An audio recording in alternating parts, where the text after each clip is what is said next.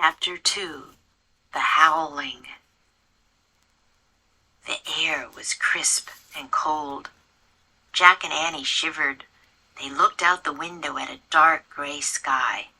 The treehouse was on the ground.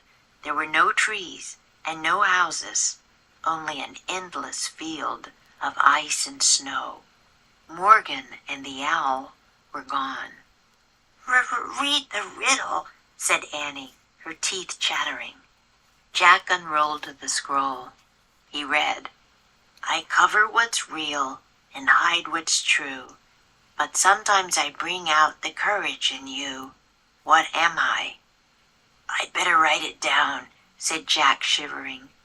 He pulled out his notebook and copied the riddle. Then he opened the book. He found a picture of a barren white field.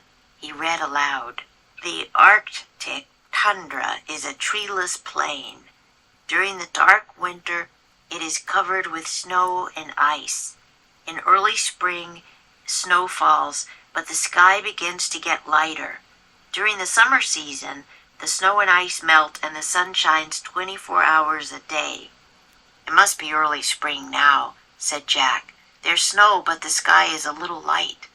He turned the page. There was a picture of a man wearing a hooded coat with fur trim. "Look at this guy," said Jack. He showed Annie the picture. "We need his coat," said Annie. "Yeah," said Jack. "Listen to this." He read aloud, "This seal hunter wears sealskin clothing to protect him from icy winds. Before modern times, native people of the Arctic lived by hunting seals, caribou, polar bears, and whales." Jack took out his notebook. He wrote, "The Arctic. Seal hunters wear sealskin." He was too cold to write any more. He clutched his pack against his chest and blew on his fingers. He wished he were back home in bed. "Morgan said someone was coming to meet us," said Annie. "If they don't come soon, we'll freeze to death," said Jack. "It's getting darker and colder." "Shh, listen," said Annie. A howling sound came from the distance, then more howling sounds, and more. "What's that?" said Jack. They looked out the window. Snow was falling now. It was hard to see.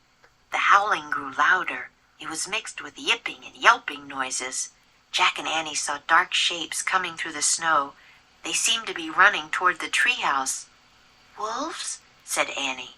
"Great, that's all we need," said Jack. "We're freezing and now a pack of wolves is coming for us." Jack pulled Annie into the corner of the treehouse. They huddled close together. The howling got louder and louder. It sounded as if the wolves were circling the treehouse. They whined and yelped. Jack couldn't stand it any longer. He grabbed the Arctic book. "Maybe this can help us," he said. He searched for a picture of wolves. "Oh, hi," Annie said. Jack looked up. He caught his breath. A man was looking through the treehouse window. His face was surrounded by fur. It was the seal hunter from the Arctic book. Magic Treehouse Book 12 Lions at Lunchtime Chapter 2.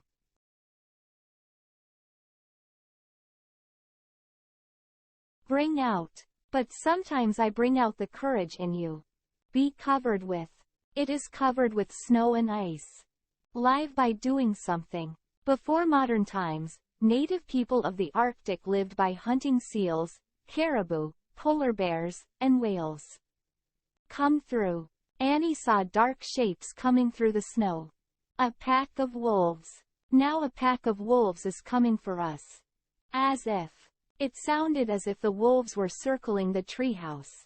Search for. He searched for a picture of wolves.